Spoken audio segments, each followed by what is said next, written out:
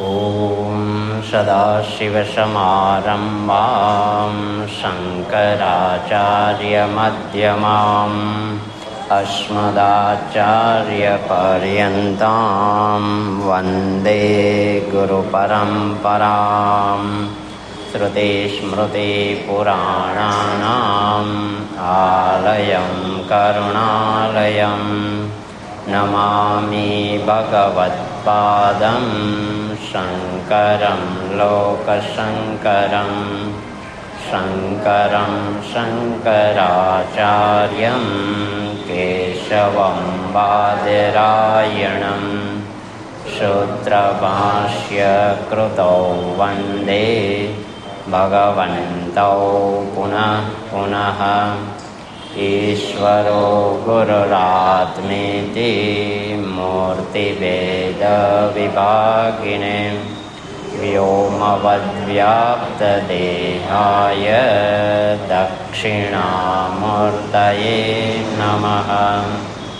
ॐ सहना भवतु सहनौ भुनक्तु सह वीर्यङ्करवावहै तेजस्विनावधीतमस्तु मा विद्विषावहै। ॐ शान्ति शान्ति शान्तिः। हरिः ॐ श्रीगुरुभ्यो नमः। हरिः ॐ अथ श्रीमद् भगवद्गीता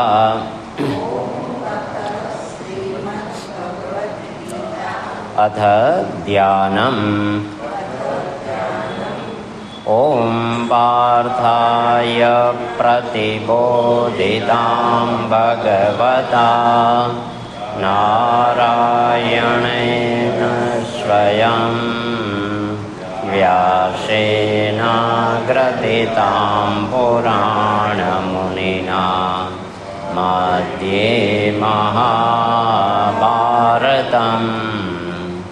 अद्वैतामृतवर्षिणीं भगवतीम् अष्टादशाध्यायिनीम् अम्ब त्वामनुसन्दधामि भगवद्गीते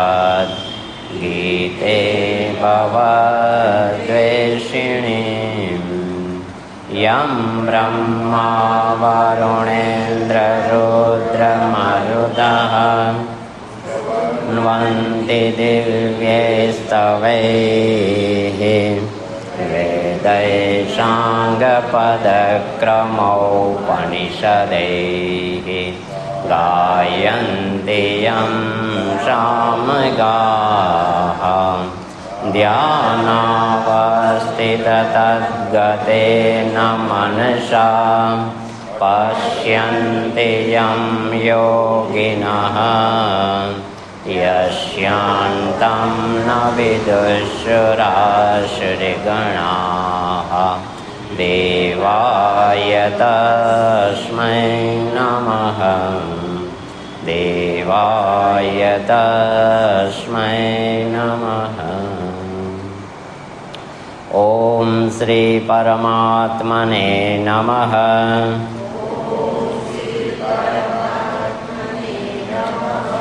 अथ प्रथमोऽध्यायः।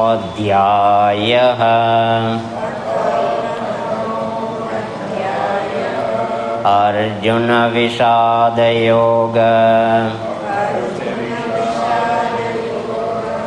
धृतराष्ट्र उवाच। 1 થી 3 શ્લોક સાથે બોલવાના। धर्मक्षेत्रे कुरुक्षेत्रे समवेतायुयुत्सवः मामकाः पाण्डवाश्चैव किमकुर्वत सञ्जय उवाच। दृष्ट्वा तु पाण्डवानीकम् व्यूढं दुर्योधनस्तदा आचार्यमुपसङ्गम्य राजा वचनमब्रवीत् पश्येतां पाण्डुपुत्राणाम् आचार्यमहतिं च मुम् युधां द्रुपदपुत्रेण तव शिष्येण धीमता अत्र शूरा महेश्वासाः भीमार्जुनसमायुधि युयुधानो विराटश्च द्रुपदश्च महारथः.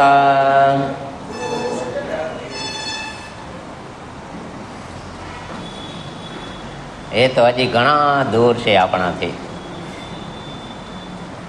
હજી તો આપણે આપણી મિત્રતા હજી તો ધૃતરાષ્ટ્ર છે, દુર્યોધન સાથે છે. હજી સામે પક્ષે તો ઊંચું ઉપાડીને જોઈ શકાય એમ પણ નથી. પણ છતાં એ સંજય છે એ સમ્યક દ્રષ્ટિવાળો હોવાથી, એ કોઈના પ્રત્યે રાગદ્વેષ ના કરતો હોવાથી એ જે સત્ય છે એના દર્શન કરાવી રહ્યો છે. એટલે આપણી ઉપર પણ એ કૃપા કરી, ભલે એ કે તમારી અંદર એ બંને બેઠા છે, પણ છતાંય તમને આના પણ પાંડવોના પણ દર્શન કરાવું છું. તો અત્ર શૂરા મહેશ્વાસાહ, અહીં આ એકઠા થયેલા જે છે બધા કોણ છે? શુરાહા, શુરવીરો. પછી છે મહેશ્વાસાહા, મહાન ધનુષધારીઓ છે. અને પાછા કેવી શક્તિવાળા છે? ભીમાર્જુન સમાયુધિ, કે જે યુદ્ધ કરનારા અત્યારે અહીં એકત્રિત થયેલા છે એ બધા ભીમ અને અર્જુન સમાન બળવાળા છે. તો એમાં આપણે ગઈકાલે ભીમ વિશે લગભગ યથાકિંચિત ચિંતન મનન આપણે કર્યું. ત્યાર પછી બીજું નામ એમણે લીધું છે સાથે સાથે અર્જુન, ભીમાર્જુન. તો ત્યાં ભીમાર્જુન શબ્દ કહી અને પાંચેય પાંડવોને તેણે કહી દીધા, પણ સાથે સાથે એ જે 7 અક્ષોણિક સેના જે છે એની અંદર આ બધા એક કરતા એક ચડિયાતા યોદ્ધાઓ છે. આવું એનો કહેવાનો ભાવાર્થ છે. કોનો? દુર્યોધનનો. કોની સામે? દ્રોણાચાર્યની સામે. કે ભાઈ તમે થોડા પણ ગાફેલ રહેતા નહીં, સતત તમે એલર્ટ રહેજો. આ સામે પક્ષે આટલા બધા બળવાન છે. સમજાણું કે નહીં? સત્ય છે, વાત હકીકત છે. તો હવે અહીંયા નંબર 2 જે છે એમનું નામ છે અર્જુન.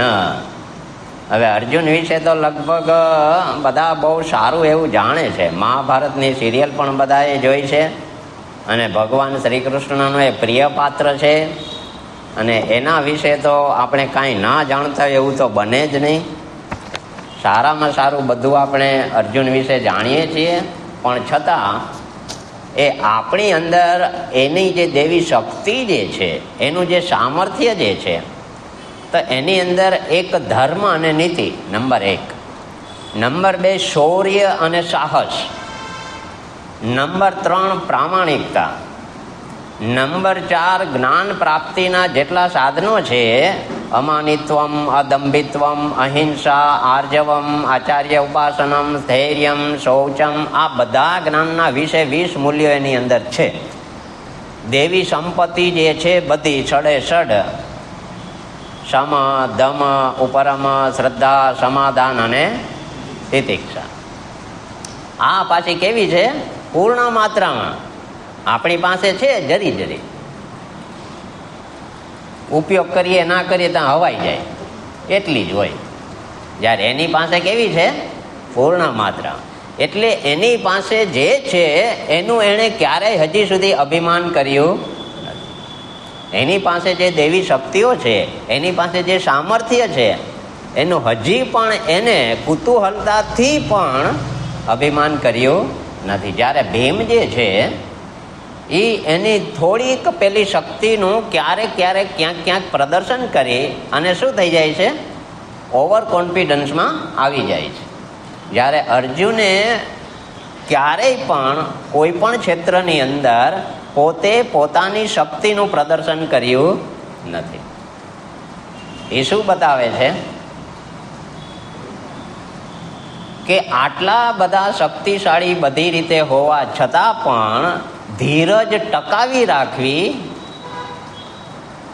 એ મહાન પુરુષોનું કે મહાન શક્તિશાળી વ્યક્તિઓનું કામ છે. નકર આપણે નાની મોટી થોડી ઘણી સિદ્ધિ મળે એટલે જાયલા રહીએ.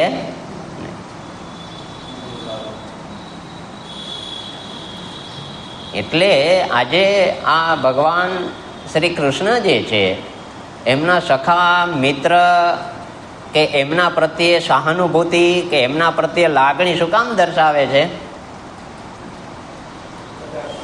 કારણ કે સાક્ષાત નરનો અવતાર છે અને સાથે કોણ આવ્યું છે? નારાયણ. એટલે નર અને નારાયણ બે જુદા નથી. નારાયણને અવતરણ કરવું હોય તો નર એટલે કે શરીર તો જોશે ત્યારે નારાયણ પ્રગટ થઈ શકશે. તો નર નારાયણ બંને કેવા છે? અન્યોના આશ્રિત. નરની અંદર નારાયણ હોય તો જ પ્રગટ થાય, નકર પ્રગટ થઈ શકે નહીં. તો હવે અહીંયા ભગવાન જે છે આપણને આપણા પોતાના કલ્યાણ માટે આ જે ગીતા રૂપી ઉપદેશ, ભવદેશિણી રૂપી જે ઉપદેશ જે છે શ્રીમદ ભગવદ્ ગીતાનો, એમાંથી આપણે આપણા જીવનનો જે સાર છે એ લેવાનો છે, એની સાથે કમ્પેરિઝન કરવાનો છે. કથા છે, એના પાત્રો છે, એ સમયની ઘટના છે, એ એક આપણો ઇતિહાસ છે. ઇતિહાસ જે આ પ્રમાણે ખરેખર ઘટના ઘટી ચૂકી છે. હિસ્ટ્રી મીન્સ એ આપણો ઇતિહાસ છે. ઇતિહાસ એટલે ઇતિ એટલે આ પ્રમાણે, હાસ એટલે કે જે ઘટના ખરેખર ભૂતકાળમાં ઘટી ચૂકી છે. એ અત્યારે આપણે વર્તમાનમાં આપણા જીવનની અંદર એને સેટલ કેવી રીતે કરવી એ ઉપાય આપણે ભગવાન બતાવી રહ્યા છે. તો હવે અહીંયા અર્જુન શબ્દ જે છે એ આપણે જાણી ગયા છીએ કે એની ઉત્પત્તિ કેવી રીતે થઈ છે.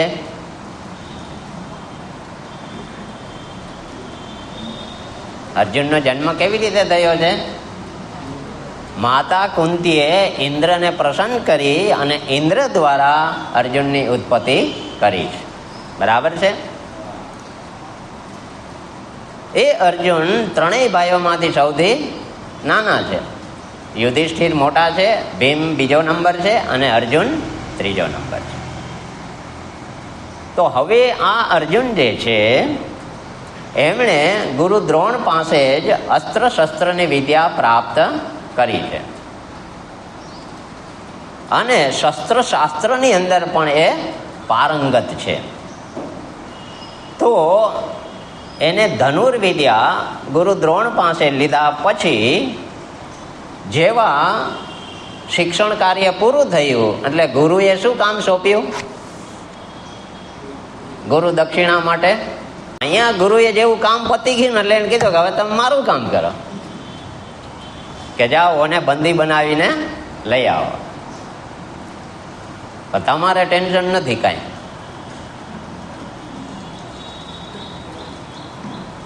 જ્ઞાન થઈ ગયા પછી કાંઈ કરવાનું નથી. ગુરુ આજ્ઞા કરશે કે પછી બીજાનું કલ્યાણ થાય એના માટે હવે તમે તમારું શેષ જીવન જે વ્યતીત કરો, પણ તમારે કાંઈ પછી બીજી બહુ માથાકૂટ કરવાની નથી. અત્યારે એ પરંપરામાં શાંતિ છે. ત્યારે આ વાંધા હતા. એકબીજાના વેર ઝેરમાં જ પોતે જે કાંઈ શક્તિ પ્રાપ્ત કરી હોય ને એ વપરાઈ જતી. તો અત્યારે શાંતિ છે કે ભાઈ તમે યથાકિંચિત જે કાંઈ શ્રવણ મનન કર્યું છે, જે કાંઈ સાધના કરી છે, એનાથી જે તમને શાંતિ પ્રાપ્ત થઈ છે એ બીજાને શાંતિ પ્રાપ્ત થાય એના માટે પ્રયત્ન કરો. That's all. તો સારી વ્યવસ્થા છે. તો આવી રીતના એમણે બંદી બનાવીને લાવ્યા. પછી અડધું રાજ્ય જે છે એ પાછું આપી અને એને ભયમુક્ત કરીને મુક્ત કરી દીધા. પછી અર્જુન જે છે એ શું કરે છે? કારણ કે આ લોકો ઝઘડતા હતા, માથાકૂટ થઈ, એટલે કે યુધિષ્ઠિરને જેવો ધૃતરાષ્ટ્રે ગાદી આપી એટલે દુર્યોધનથી સહન ના થયું, એટલે એને તત્કાલ જ આ લોકોને નાશ કરવા માટે પેલું કાવતરું કર્યું લાક્ષાગ્રહનું, કે એની અંદર બાળી નાખીએ તો શાંતિ થઈ જાય. અને જેવા આ લોકો લાક્ષાગ્રહની અંદર ગયા અને પછી એ વિદુરજીની સલાહ મુજબ એ સાંગોપાંગ બચી ગયા અને નીકળી ગયા. પણ નીકળી ગયા એટલે એમને એવું છે કે ભાઈ હવે આ લોકોને એવું થવું જોઈએ કે બળી ગયા છે, એટલે એ લોકો જંગલમાં જતા રહ્યા.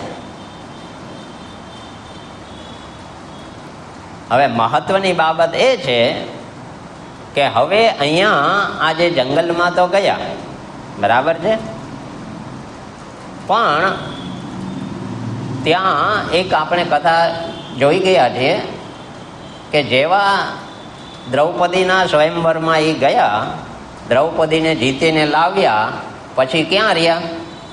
કારણ કે એને ખબર પડી ગઈ, દ્રૌપદીને જીતીને આવ્યા, પરણીને આવ્યા, એટલે એને ખબર પડી ગઈ કે આ પાંડવો સિવાય કોઈ કાર્ય કરી શકે નહીં. અને મત્સ્યવેદનું કાર્ય જે છે એ અર્જુન સિવાય થઈ શકે એમ નથી. કેમ? ગુરુ દ્રોણને ખબર છે ને કૃપાચાર્યને ખબર કે આ દ્રોણ વિદ્યામાં જે માહિર હોય તો એક અર્જુન જ છે. એટલે પછી ધૃતરાષ્ટ્રને ખબર પડી કે લે આ તો બધા જીવે છે, એટલે એણે પાછા બોલાવ્યા. પણ પાછા બોલાવ્યા એટલે ખબર છે કે શાંતિથી રહેશે નહીં, એટલે એમણે ક્યાં આપી દીધું? ખાંડવવન. ત્યાં એ કે તમે તમારી વ્યવસ્થા રાખો. ખાંડવવનની અંદર એ દ્રૌપદીને જીતીને આવ્યા પછી હસ્તિનાપુર આવ્યા, હસ્તિનાપુરથી ક્યાં ગયા? ખાંડવવન. ખાંડવવનની અંદર એ રહેતા હતા અને ત્યાં સારું એવું એ રાજ્ય શરૂ કર્યું. પરંતુ થયું એવું કે ખાંડવવનની અંદર એ જે પાંચેય ભાઈઓ હતા એમણે દ્રૌપદીના કક્ષની અંદર જવા માટેનો એક નિયમ બનાવ્યો હતો કે જેનો જે દિવસે દ્રૌપદીને મળવાનું જવાનું હોય તે દિવસે એ કક્ષમાં કોઈએ જવું નહીં, અને જો ભૂલથી પણ આવી જાય તો 12 વર્ષનો વનવાસ ભોગવવાનો છે, આવો નિયમ રાખ્યો. હવે એ સમયમાં જ્યારે ત્યાં એક બ્રાહ્મણ આવી અને અર્જુનને કીધું કે મારી ગાયો જે છે એ ફલાણા ચોરો લૂંટી ગયા છે, તો તમે મારી ગાયો મને પાછી વળાવી દો. એટલે હવે અર્જુન જે છે એ ગાંડીવ લેવા દોડીને આ દ્રૌપદીના કક્ષમાં ગયા, તો ત્યાં યુધિષ્ઠિર હતા. હવે ઉતાવળે ગયા ને કામ ઉતાવળે એટલું એ તો ત્યાંથી ગાંડીવ લઈને ધનુષ લઈને દોડીને નીકળી ગયા. પેલાની ગાયો જે છે એ પાછી વાળી અને આને આપી દીધી. પણ પછી યુધિષ્ઠિર પાસે આવીને એને કીધું કે હવે જે આપણો નિયમ છે કે ભાઈ આ નિયમનો ભંગ કરે એને 12 વર્ષ વનવાસ ભોગવવાનો છે. એટલે એ જ સમયે એ વનમાં જવા તૈયાર થયા, પણ યુધિષ્ઠિરે ના પાડી. એટલે આમણે કીધું કે ભાઈ આપણે ધર્મને અને નીતિનું પાલન કરનારા છીએ, આપણે બાંધછોડ કરાય નહીં. એટલે યુધિષ્ઠિરની અને બધા ભાઈઓની આજ્ઞા લઈ અને એ 12 વર્ષના વનવાસ માટે નીકળી ગયા. વિચાર કરો, તો આ શું બતાવે છે? એટલે કહેવાનો બાબત એટલો જ છે કે આપણે જે ઘરમાં રહેતા હોય, આપણા ઘરની જે જીવન પ્રણાલી હોય, એની અંદરના જે વડીલો હોય કે જે ધર્મપરાયણ જ હોય અને બધાનું હિત જ ઈચ્છતા હોય અને શાસ્ત્ર સંમત એમની વિચારધારા હોય, તો આપણે આપણા ઘરના જે નીતિ નિયમો હોય એનું ચુસ્તપણે પાલન કરવું જોઈએ. જો એ પાલનનો ભંગ થાય છે ત્યારે જ બંને વ્યક્તિ વચ્ચે કે ઘરની અંદર આ નાના મોટા રાગ દ્વેષના સંઘર્ષો શરૂ થાય છે, અને એ સંઘર્ષોનું પરિણામ આખા કુટુંબ અને સમાજે ભોગવવું પડે છે. તા એક સાવ નાનકડી વાત એ આપણે અહીંયા સમજવાની છે. જો આપણે નહીં સમજીએ તો આ મહાભારત કે આ ભગવદ્ ગીતા કે ઉપનિષદ આપણે ભણી લેશું, પૂરાઈ થઈ જશે, પણ આપણા જીવનની અંદર પરિવર્તન કાંઈ આવશે નહીં. આવ્યા એવા, બરાબર કે નહીં? કહેવત છે ને, એક મૂર્ખને એવી ટેવ, પથ્થર દેખી પૂજે દેવ, પાણી દેખી કરે સ્નાન, તુલસી દેખી તોડે પાન, તોય ના થયું અખા બ્રહ્મ જ્ઞાન. તો એમ આપણે છીએ, પણ જો આ શાસ્ત્રનો વિચાર કરીને આપણા જીવનમાં નહીં ઉતારીએ તો આપણે કોઈ ફલ મળવાનું માત્ર સાંભળવા પૂરતું નથી. આમાં અત્યારે આપણે વિવેક વિચાર વાપરી અને સાર લઈ અને મારા જીવનમાં પરિવર્તન કરવાનું છે. જો હું મારી પોતાની આ જે કહેવાય ને કે અજ્ઞાન કે રાગદ્વેષવાળી બુદ્ધિથી જ જીવીશ અને આમાં જે કીધું છે એ માત્ર સાંભળીશ ને પરિવર્તન નહીં કરવું, તો મારા જીવનમાં ગીતા કે રામાયણ કે ઉપનિષદ કોઈ ફલ આપશે નહીં. પછી કેશું વાંચી નાખી, સાંભળી નાખી, લખી નાખી, એનું ફલ નહીં મળે. હે, નાખી, વાંચી નાખી, લખી નાખી, સાંભળી નાખી તો કાંઈ ફલ મળે. સમજાણું ને બરાબર? એટલે એક એક પાત્રનો આપણે પરિચય એટલે લઈએ છીએ કે એમાંથી આપણે કંઈક સાર લેવાનો છે. બાકી આમાં કાંઈ ભણાવવાનું છે નહીં. તમે બધું ભણો જ છો, બધું સમજો જ છો. અહીંયા ભગવાન કહે છે. તો હવે એ જ્યારે સીતા સ્વયંવર પેલા દ્રૌપદી સ્વયંવરમાં એ ગયા હતા ત્યારે રસ્તામાં ગંધર્વની સાથે એને લડાઈ કરવી પડી. તો એ ગંધર્વને હરાવી પછી એની પાસેથી એને ચક્ષુષી વિદ્યા પ્રાપ્ત કરી અને રિટર્ન જેવા આવ્યા ને તો અંદર જેટલા રાજાઓ બેઠા હતા ને એને માથાકૂટ એ થઈ કે આ બ્રાહ્મણ અને આપણે ક્ષત્રિયો અને આપણે જો એ કે આ કામ ના કરી શક્યા તો આ બ્રાહ્મણ કેમ કરી ગયો આવડું કામ. એટલે એણે એમ થઈ ગયું હવે અહીંયા તો ન જ બોલાય દ્રુપદની સામે તો. એટલે એ લોકો બહારે નીકળીને આ લોકો સામે યુદ્ધ કરવા રસ્તામાં ભેગા થયા એ લોકોની સામે લડવા માટે. પણ અર્જુને એકલાએ જ બધાને પરાસ્ત કરી દીધા ત્યાંથી આવતા હતા ત્યારે જ. પછી તો આ તો જ્યારે અહીંયા આવી ગયા હસ્તિનાપુર પછી એમને જવાનું થયું 12 વર્ષ જંગલમાં. એટલે હવે એને જંગલમાં ગયો છે તો હવે ત્યાં શું કરવાનું? હવે એ શું કરે છે? એમની જે ભૂલ થઈ અથવા તો એમની જે પ્રતિજ્ઞાઓ હતી 5 ભાઈઓ વચ્ચે એ પ્રતિજ્ઞા જે છે એનું પાલન કરે છે અત્યારે. પણ એ સમયે શું કરવાનું? આ બહુ મહત્વનું ને. આનો ભાવાર્થ એટલો છે અહીંયા કે આપણે સમયનો કેવો સદુપયોગ કરીએ. જો આમને અત્યારે ત્યાં વાનપ્રસ્થ તરીકે પેલું એમને અત્યારે વનમાં જવાનું થયું એની પ્રતિજ્ઞા પૂરી કરવા, એ જે નીતિ નિયમો છે એનું પાલન કરવા, પણ હવે એનો એ સદુપયોગ કરે છે. શું કરે છે? સદુપયોગ. હવે 12 વર્ષ સુધી એને બહારે રહેવાનું. કેટલા વર્ષ સુધી? હવે વિચારવાનું છે અહીંયા. એટલા માટે અહીંયા આપણે આ પાત્રમાંથી જે એની દેવી સંપત્તિ છે એ લઈ અને એની અંદર આસુરી સંપત્તિ ને મારી અંદર જે આસુરી સંપત્તિ છે એને કેવી રીતે દૂર કરવી એ બહુ મહત્વની બાબત છે. તો હવે પહેલી જે આપણે આ નીતિ ધર્મ છે એનું આપણે કેટલું પાલન કરી શકીએ છીએ વિચાર કરો. તો અહીંયા એ આપણે નીતિ ધર્મની વાત કરે છે કે જો આવું નીતિ ધર્મ પ્રમાણે આપણે ઘરમાં જીવન જીવી શકીએ છીએ.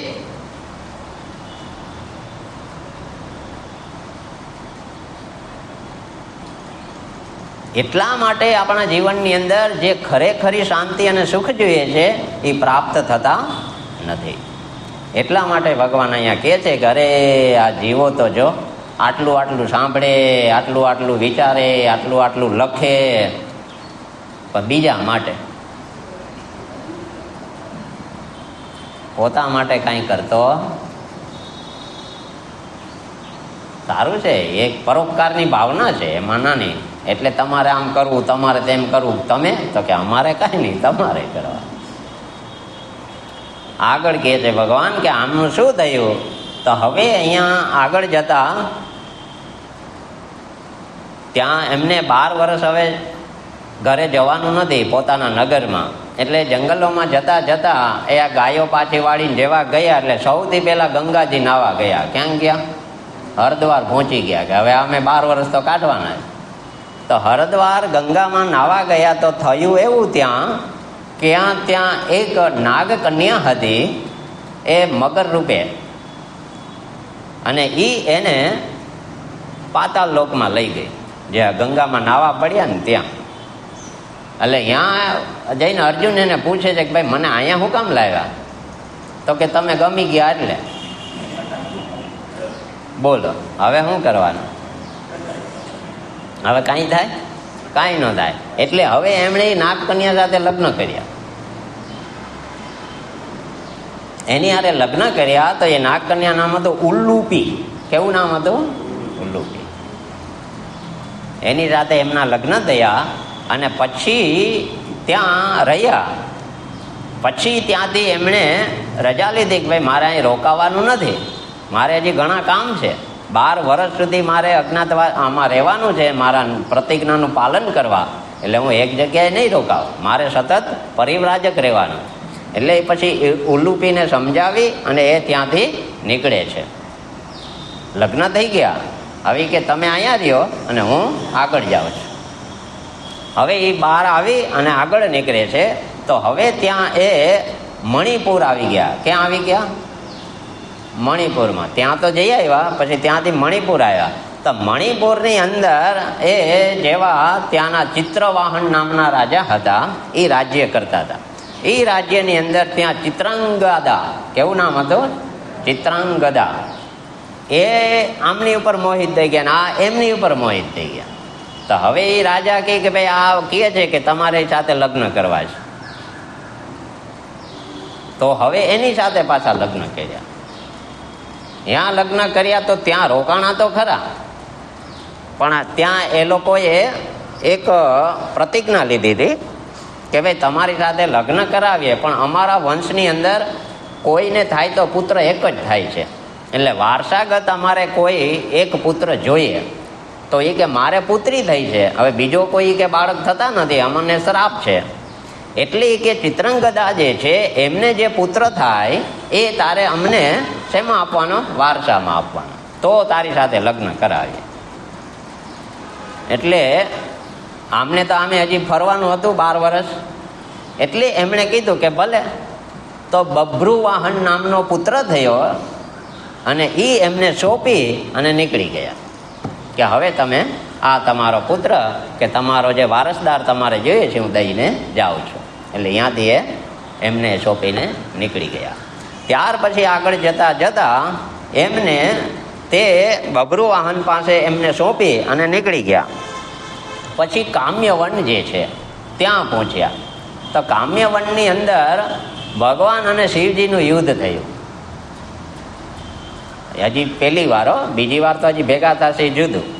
હવે ત્યાં ભગવાને આ અર્જુનનું પરાક્રમ જોયું કે વાહ, આમની પાસે જે શક્તિ છે એને દેવી શક્તિ પ્રાપ્ત કરી છે, એ સાત્વિક શક્તિઓ છે બધી, રાજસિક અને તામસિક નથી.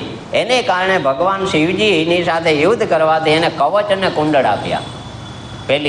પહેલી વાર યુદ્ધ થયું ત્યારે એમને શું આપ્યા? કવચ અને કુંડળ. અત્યારે અર્જુન શું કરે છે? 12 વર્ષનો જે એમને પોતાનો જે નિયમ હતો એનો ભંગ થયો છે, એના પશ્ચાતાપ રૂપે છે 12 વર્ષ બારે. અત્યારે પહેલી વાર હજી રહે છે ક્યાં? ત્યાં ક્યાં રહે છે? એ ખાંડવનમાં રહે છે. ઇન્દ્રપ્રસ્થ જ્યાં બનાવ્યું ત્યાંનું જગ્યા છે. અત્યારે હસ્તિનાપુરથી નથી ગયા, એટલે ખાંડવનથી નીકળ્યા છે. એટલે હવે એ જ્યારે ત્યાંથી આગળ જાય છે તો હવે અહીંયા કામ્યવનની અંદર શિવજી પાસેથી આ કવચ કુંડળ લઈ અને શિવજીને પ્રાર્થના પૂજા કરીને આગળ નીકળે છે. આમ કરતા કરતા કરતા છેક ક્યાં પહોંચી ગયા? રામેશ્વરમ. ક્યાં આવ્યા? રામેશ્વરની અંદર એમને હનુમાનજીનો ભેટો થયો. કોણ મળ્યું? હનુમાનજી. હનુમાનજીને એને પ્રાર્થના કરી કે તમે મને રામાયણ સંભળાવો. અર્જુન કહે છે હનુમાનજીને. તો હનુમાનજીએ રામચરિત્ર માનસ આખું સંભળાયું. કોને? પછી બંને જણા ચર્ચા કરે છે. ચર્ચા એવી કરે છે કારણ કે આમણે ખાલી એટલું પૂછ્યું હતું કે ભાઈ તમે કે રામ રાવણના યુદ્ધ વખતે જે કે સેતુબંધ બાંધ્યો હતો, હનુમાનજીને અર્જુન કહે છે, એ કે તમે તીર એટલે કે પેલા બાણથી કેમ ન બાંધ્યો સેતુબંધ? તમે પથ્થરથી શું કામ બાંધ્યો? એટલે હનુમાનજી કહે છે કે જો અમે બાણથી બાંધત ને તો તૂટી જાય. શું થાય? તૂટી જાય. આમાં એટલા બધા સૈન્ય ઉપરથી જઈએ તો એ બાણથી બાંધેલો પુલ કાંઈ લાંબો ટકે નહીં. ત્યારે અર્જુન કહે છે, કારણ કે એ બાણાવળી હતો ને એટલે એણે એટલું કીધું કે ભાઈ હું પુલ બનાવું જો બાણથી તો એ ન તૂટે. એટલે હનુમાનજી કહે કે ભાઈ તમે જો બાણથી પુલ બનાવો તો હું તોડી નાખું. તો બંને વચ્ચે માથાકૂટ થઈ. એટલે બંને એ શરત મૂકી. એટલે અર્જુન કહે કે જો હું બાણ વડે પુલ બનાવું અને એ જો તમે તોડી નાખો, અર્જુન કહે છે તો હું કે કાષ્ટ ગ્રહણ કરું, એટલે લાકડા ખાઈશ અને મારો પ્રાણ ત્યાગી દઈશ. અને હનુમાનજી કહે કે જો તમે આ બાણનું બનાવો પુલ અને જો ના તૂટે મારાથી તો હું તમારો કાયમ સેવક રહીશ. તમારી જે રથ છે એની ધજામાં હું તમારો કાયમ સેવક તરીકે રહું. હવે બે કરી પ્રતિજ્ઞા કરી. એટલે હનુમાનજી કંઈક બનાવો પુલ. એટલે 1 યોજનનો અર્જુને બાણથી પુલ બનાવ્યો, 1 યોજન લાંબો. અને હનુમાનજી તો શ્રીરામ બોલીને જે માર્યો ને કૂદકો, બાણ ભૂકા થઈ ગયા, પુલ તૂટી ગયો. હવે શું થાય કયો છે? હવે અર્જુન તો સત્ય પ્રતિજ્ઞા વાળો હતો. એટલે હવે અર્જુને તો સીધું કાષ્ટ ગ્રહણ કરવાનું વિધિ તૈયાર કરી. એ તૈયાર કરી તો ત્યાં બ્રાહ્મણના રૂપમાં કૃષ્ણ ભગવાન પ્રગટ થયા. કોણ આવ્યું? એટલે કૃષ્ણ ભગવાને કીધું કે આ તમે બંને શું કરો છો અહીંયા? એટલે એમણે વિધિસર સમજાયું કે ભાઈ અમે આવી રીતના એકબીજાએ પ્રતિજ્ઞા કરી હતી તો એમાં આ પુલ મેં તોડી નાખ્યો છે ને આમને જે પ્રતિજ્ઞા લીધી હતી એ પ્રમાણે હવે કાષ્ટ ગ્રહણ કરે છે. એટલે કૃષ્ણ ભગવાન કહે કે તો મને કે તમે એ કહો કે આનો સાક્ષી કોણ? તમે બે જે શરત મારી હતી, આ કામ તૂટી ગયું ને આ થઈ ગયું, એનો સાક્ષી બતાવો મને. તમે બે સાક્ષી વગર કામ કર્યું મને નથી પસંદ. કે એ હું કેમ માનું? હવે એ કે તમે નવેસરથી પુલ બનાવો ને પછી તોડો તો હું સાક્ષી તરીકે સ્વીકાર કરું કે ભાઈ આ મેં જોયો છે. ઓલું તો કોને જોયો પુલ તોડ્યો એ બતાવો, લ્યો. એ કે હનુમાનજી કે મારી હારી વાત સાચી કે. એટલે વળી પાછી એણે અર્જુનને કીધું ચાલો કે આ પ્રતિજ્ઞા ફેલી કે હવે આ સાક્ષી છે. વળી પાછી એની પ્રતિજ્ઞા ફરીથી કે પુલ બનાવો. હવે આપણા કૃષ્ણ ભગવાન વચમાં કોણ છે? સાક્ષી તરીકે. હવે પાછો અર્જુને વળી 1 યોજન પુલ બનાવ્યો. પુલ બનાવ્યો ને એટલે ભગવાન શ્રી કૃષ્ણએ હનુમાનજી કીધું કે હવે તમે મારો કૂદકો. એટલે એ દરમિયાનમાં શ્રી કૃષ્ણ ભગવાને પોતાનું સુદર્શન ચક્ર પુલની નીચે રાખી દીધું. એટલે ઓને માર્યો કૂદકો પણ પુલ હઈલો. એટલે હવે કૃષ્ણ ભગવાન કે જો તમારી પ્રતિજ્ઞા પ્રમાણે હવે તમારે આ જે અર્જુન છે એના રથમાં ધજાની અંદર તમારે રહેવાનું અને હવે તમારે સતત એની સેવા કરવાની છે. હનુમાન કે ચોક્કસ. એટલે હવે તમે વિચાર કરો ત્યાં આ કથામાંથી સાર શું લેવાનો?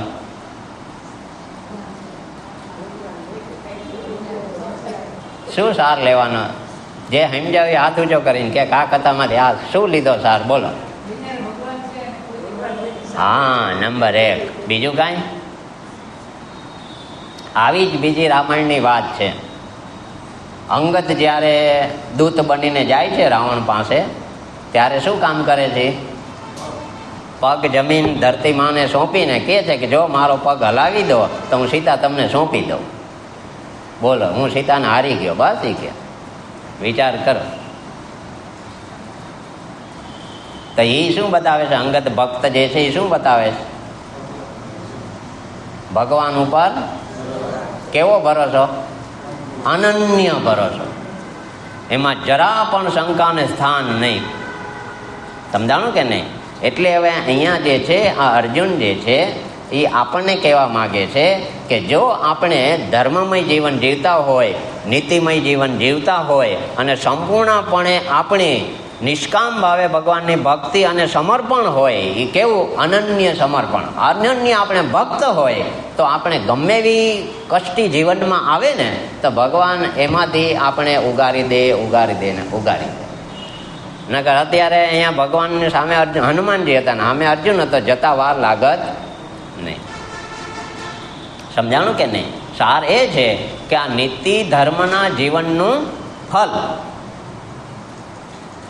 શરૂઆતમાં કષ્ટી પડે, પણ અંતે સુખ અને શાંતિ મળે. પણ એ આપણે એક નાનકડા સુખ માટે, નાનકડા સ્વાર્થ માટે, નાનકડા લોભ કામ માટે આપણે નીતિ ધર્મને નેવે મૂકી દઈએ. ક્યાં મૂકી દઈએ? હવે નેવા નથી રહ્યા, તડકે મૂકી દઈએ છીએ. અરે રામ, ત્યારે એમ થાય કે અરે આવા આપણા પાસે શાસ્ત્રો, આવા બધા આપણે નીતિ ધર્મ પાલન કરનારા ધર્મવીરો, અને આપણી અંદર એને પાછું વાંચીએ, લખીએ, સાંભળીએ ને એ માયલો આપણી અંદર છાંટોય નહીં. શું નહીં? અરે રામ, ત્યારે આ મોટી વિટમણા છે. કોને કહેવા જાવું? એટલે સોક્રેટિસ ધોરે દિવસે ફાનસ લઈ અને બધાના મોઢા જોતો હતો. તો બધાએ પૂછ્યું કે એલા શું જોવે? તો કે હું માણસ ગોતું છું. તો ઓલા બધા જે મોઢા જોતા હતા ને તો એ બધા કે શું? તો અમે કોણ છીએ? તો ચાડિયા છો, ચાડિયા. કેમ? એ કે કોઈનો સ્વતંત્ર વિચાર જ નથી, કે બધા પરાધીન છે, લાચાર છે, દુઃખી છે. અરે કામ, ક્રોધ, લોભ, મોહ, મત્સર, ઈર્ષા, અસૂયાથી ગ્રસ્ત છે બધા. કોઈ સ્વતંત્ર અહીંયા જીવ છે? આવું સોક્રેટિસે બધાને કહી દીધું. વિચાર કરો. તો આપણે એમાંથી એ વિચારવાનું છે કે ક્યાંક મારું મન તો એવું નથી ને. આ બહુ મહત્વનું છે. એટલે આ શાસ્ત્રો જે છે આવી રીતને આપણા જીવન જીવવાની કળા બતાવે છે. આપણે આપણા કલ્યાણ કે આપણા ઉદ્ધાર માટે આપણે રસ્તો કે માર્ગ બતાવે છે. અને જો એ માર્ગે કે રસ્તે આપણે નહીં ચાલીએ તો સમય તો હમણાં આપણો પૂરો થઈ જશે. તો જે તક મળી હતી આપણા જીવનમાં પરિવર્તન કરવાની, એ તક હમણાં જતી રહેશે. અત્યારે તો હવે હું બહોત ગઈ ને અને રહી છે હવે કેવી રહી છે? પુલિંગ ઓન જેવી રહી છે. કે આમાં કઈ હવે મોટી વાળી હળી કઢાય એવું નથી કઈ. તો એક તો બે પાટા હોય ને ત્રીજો પાટો આવે, પછી અઘરું પડી જશે. હવે તો હવે જે બચી છે એની અંદર હવે મારે યથા યોગ્ય દિશામાં પ્રયત્ન કરી અને યોગ્ય કર્મ કરીને મારે મારા પોતાનું કલ્યાણ કરી લેવું જોઈએ. એ વાત અહીંયા અર્જુન આપણને કહે છે. ત્યાર પછી ત્યાંથી રામેશ્વરથી હનુમાનજી સાથે આ પ્રકારની કહેવાય ને કે કસરત થોડીક કરી અને ભગવાન શ્રી કૃષ્ણ તો ત્યાંથી અદ્રશ્ય થઈ ગયા, પાછા આવે છે. અને હવે જેવા ત્યાં ગયા, સેતુબંધનું કાર્ય પત્યું, એટલે ત્યાર પછી શું થયું? ત્યાં સુધીમાં એનો સમય જે છે એ 12 વર્ષનો પૂરો થાય છે. એટલે એ પછી શું કરે છે? ત્યાંથી અર્જુન છેલ્લે પછી દ્વારકા જાય છે. 12 વર્ષ પૂરા થવાની તૈયારી છે ને હવે એને આવવાનું છે હસ્તિનાપુર, ત્યાં ઇન્દ્રપ્રસ્થ. એટલે ત્યાંથી એ દ્વારકા ગયા. હવે 12 વર્ષ પૂરા થાય છે એટલે સુભદ્રાને લઈને આવી ગયા. તો સુભદ્રા જે છે એમને ત્યાં પુત્રનો જન્મ થાય છે થોડા સમય, જેમનું નામ છે અભિમન્યુ.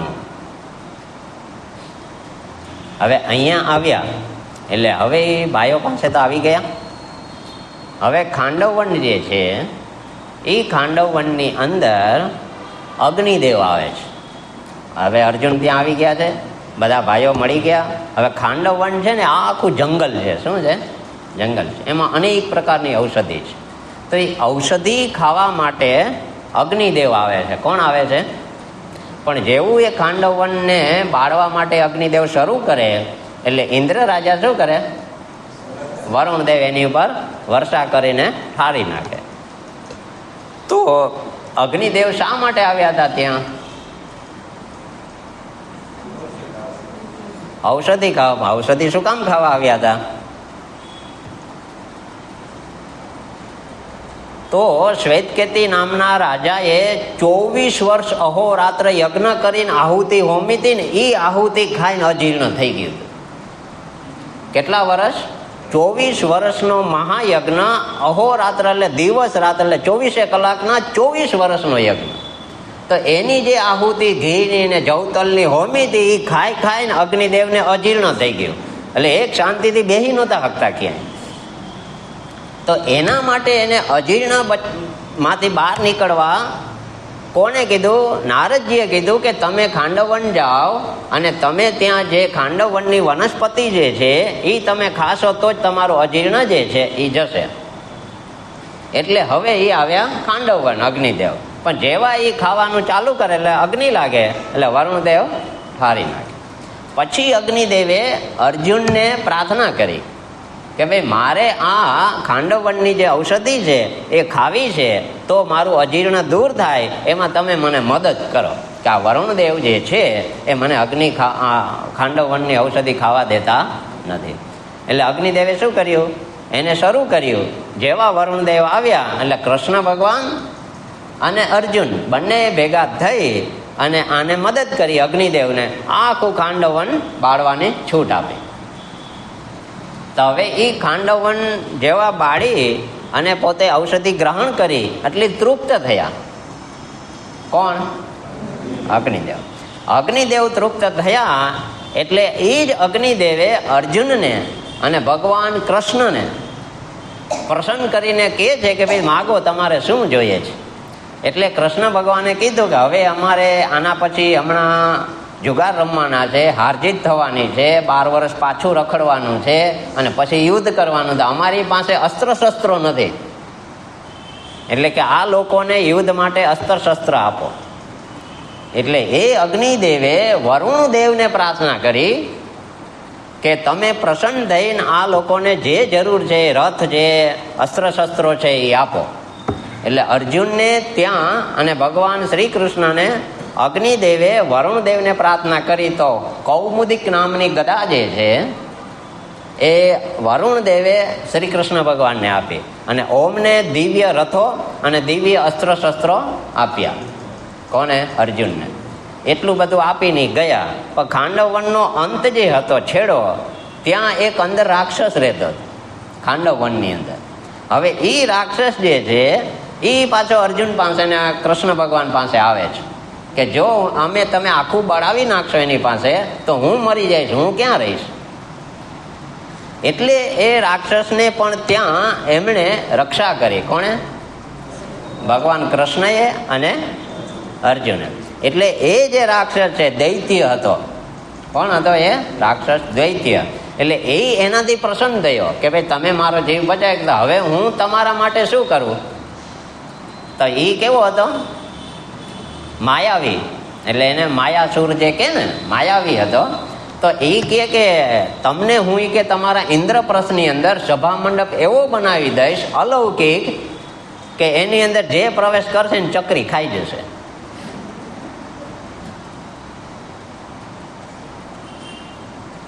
એટલે એમણે આ સભા મંડપ તૈયાર કરી આપ્યો. કોણે? આ માયાસુરે, દૈત્ય. ક્યાં? ઇન્દ્રપ્રસ્થની અંદર. ત્યાર પછી તો જતા રહ્યા. પછી એમની સાથે ત્યાં જેવું આ દૈત્યો ગયા, વરુણદેવ ગયા, અગ્નિદેવ ગયા એટલે બધા દેવતાઓ પ્રસન્ન થયા.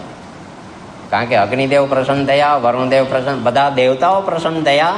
અને ઇન્દ્ર, વરુણ, અગ્નિ અને બીજા બધા દેવી દેવતાઓએ કૃષ્ણ ભગવાને માગણી કરી હતી ને અસ્ત્રો શસ્ત્રો, બધા આવીને એને અસ્ત્રો શસ્ત્રો આપવાનું શરૂ કર્યું. અને પછી ભગવાન કૃષ્ણ જે છે એ અર્જુનને કહે છે કે હવે તમારી જે ઈચ્છા હોય માગી લો. પણ એ પહેલા તો ઇન્દ્રદેવ કહે છે કે અર્જુનને કે મારે હમણાં જ તમારી જરૂર પડશે, એટલે તમે સજ્જધજ થઈને તૈયાર રહેજો, તમારે મારી સાથે ત્યાં આવવું પડશે. એટલે હું એ કે ઉપરથી રથ મોકલીશ, એ રથમાં બેસીને તમે આવજો, કારણ કે હમણાં દેવો અને દાનવોનું યુદ્ધ કરવાનું છે, એટલે તમારે આ મદદની જરૂર પડશે. એટલે ત્યાર પછી ત્યાં એ ઇન્દ્ર રાજા જે છે એ અમને આ સંદેશો આપી અને ગયા. પછી ત્યાંથી રથ આવે છે દેવો અને દાનવની લડાઈ માટે. પણ એ ક્યારે આવશે? એટલે એ વાંધો છે. આ બહુ મહત્વનું છે. એટલે ટૂંકમાં કહેવાનો ભાવાર્થ એટલો છે કે આ સાર બધા આમાંથી લેવાના છે આપણે, કે જ્યારે તમે બીજાને મદદ કરો અને એ કયા ભાવે? નિષ્કામ ભાવે. બીજાના દુઃખમાં તમે ભાગ લો કયા ભાવે? નિષ્કામ ભાવે. તમારી એ જેને તમે મદદ કરતા હો એની પાસેથી તમારી કોઈ ઈચ્છા કે અપેક્ષા હોવી જોઈએ, એને નિષ્કામ ભાવ કહેવાય. તો આવા નિષ્કામ ભાવે કરેલા કર્મો જે છે એ આપણી સાત્વિક વૃત્તિ તો વધારે જ, સત્વગુણ તો વધારે જ, પણ જીવનની અંદર શાંતિ અને સત્વગુણ એટલો વધારે કે આપણે અને ઈશ્વર વચ્ચે બહુ જાજો ભેદ રહે. બહુ મહત્વ કે જ્યારે જ્યારે આપણી અંદર એવી પ્રેરણા જાગે ત્યારે ત્યારે આપણે તક મળે, ત્યારે ત્યારે આ લોકો દ્વારા આપણે સમજવાનું કે અગ્નિદેવ આવ્યા તો અગ્નિની તાકાત તો છે, બધું કરી શકે, પણ એને મદદ કરી તો એને મદદ કરી તો સામે એટલી મળી ને શક્તિ, તો એને કોઈ ઈચ્છા નહોતી, પણ આમને પ્રસન્ન થઈને આપ્યા. તો એવી જ રીતના માયાસુરને જ્યારે મદદ કરી માગી તો સામે માયાસુર પ્રસન્ન થઈને આપે છે. તો આ જે નિષ્કામ ભાવે કરેલી સેવા છે એનું ફલ છે અંતકણ શુદ્ધિ, અને અંતકણ શુદ્ધિનું ફલ છે જ્ઞાન, અને જ્ઞાનનું ફલ છે મોક્ષ. હાવ નાનકડી વાત છે, પણ એ નાનકડી વાતે આપણે કરી શકતા બહુ મહત્વનું છે. એટલે અહીંયા ભગવાન કહે છે કે અરે આ જીવો તો જો, જેના માટે આ શરીર એને આપ્યું છે, આ 84ના ચક્કરમાં નીકળવા માટે, અને એના માટે આટલા બધા આ બધાએ આપણા માટે મહેનત કરી છે. જેટલા આપણા રાજા રામ થઈ ગયા, કૃષ્ણ થઈ ગયા, તો આપણે જીવનના માર્ગદર્શન દેવા માટે એ લોકો અવતાર લીધો છે કે જેથી કરીને આપણે પાછા એ માર્ગે ચાલી અને આપણે પણ એમના સ્વધામ સુધી પહોંચી શકીએ. પણ આપણે ગીતા લઈએ કે રામાયણ લઈએ કે મહાભારત લઈએ ને તો પોથીમાં બાંધીને ચંદન ચોખા કરીને મંદિરમાં એવી મૂકી દીધી હોય કે દર દિવાળીએ સાફ થાય.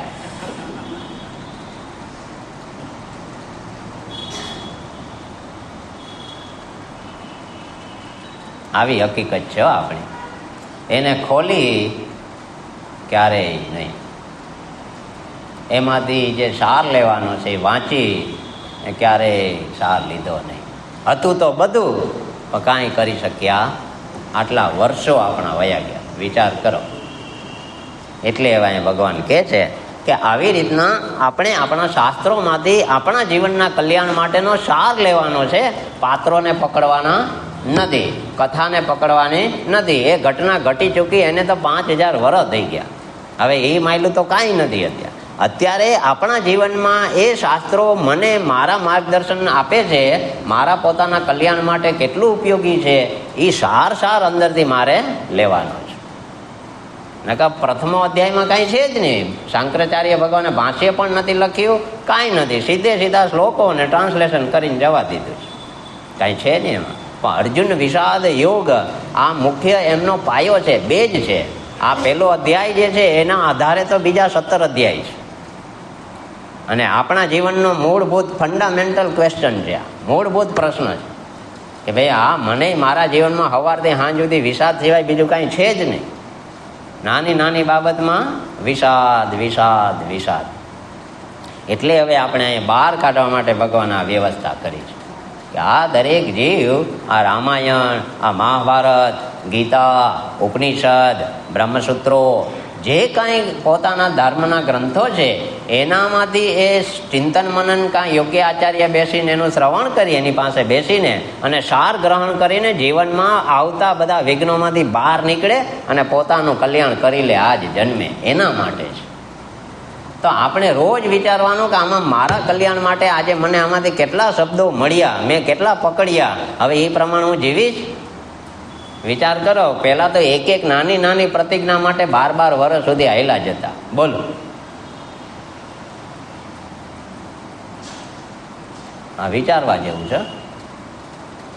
એટલે આપણા શાસ્ત્રો આપણા કલ્યાણ માટે કેટલી મોટી વ્યવસ્થા કરીને ગયા છે. આપણા ઋષિમુનિઓ, આપણા અવતાર પુરુષો, આપણા આચાર્યો, કે જેથી કરીને આપણું કલ્યાણ કેમ થાય.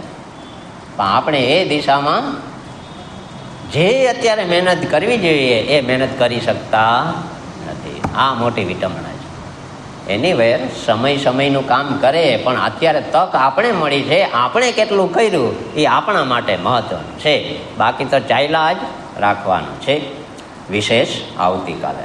ઓમ પૂર્ણમદ પૂર્ણમિદં પૂર્ણાત પૂર્ણમુદચ્યતે પૂર્ણસ્ય પૂર્ણમાદાય પૂર્ણમેવાવશિષ્યતે.